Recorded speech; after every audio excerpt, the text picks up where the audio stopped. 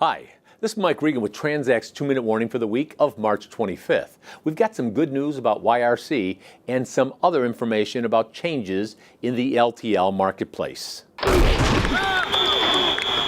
Last week I had a great week because I had the opportunity to attend a CEO Logistics Summit, which was hosted by CEO Magazine, and it was held at Federal Express's corporate headquarters in Memphis, Tennessee. Now, by far and away, the highlight for me was having the opportunity to meet and speak with Fedex founder Fred Smith. He's always been kind of a hero to me. But what was really also interesting was during his comments, in his conversation with the moderator, Fred talked about a lot of different things like China and things like technology. But what really stood out was when he talked about the impact that change is having on the marketplace. And it isn't the fact that this change is new. After all, we've heard a million times change is inevitable. But what Fred highlighted is the pace at which the change is occurring can be unsettling and certainly disruptive across supply chains. Now, with that thought in mind, as he was speaking about that, I was thinking about the changes that are occurring in the LTL marketplace. It's not just changes like New England Motor Freight going out of business.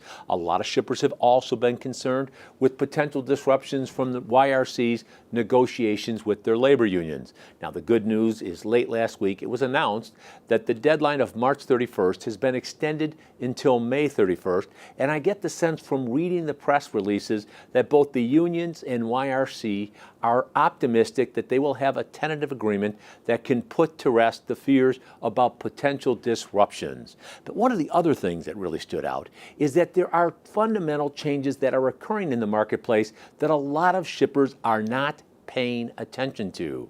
Now, we've covered these things in many of our 2-minute warnings, but just a brief refresher course.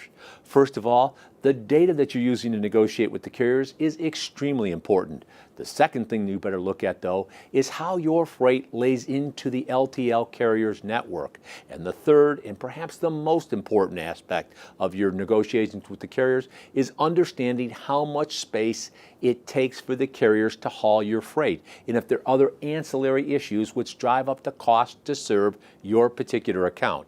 Now, fortunately, if you're scratching your head and say, Mike, boy, how do I make sense of that? Simply give us a call. In addition to doing great freight audit and payment and LTL management, a whole host of services, our Supply Chain Edge consulting group, led by John DeBeal, is doing an absolutely dynamite job of walking shippers through an enhanced negotiations sourcing initiative. If you want to learn more about how that works, it's real simple. Just give me a call or send me an email, because with each and every 2-minute warning, we're here to remind you we are on your team. We're here to help, and we're passionate about seeing you be successful. Thanks for your time.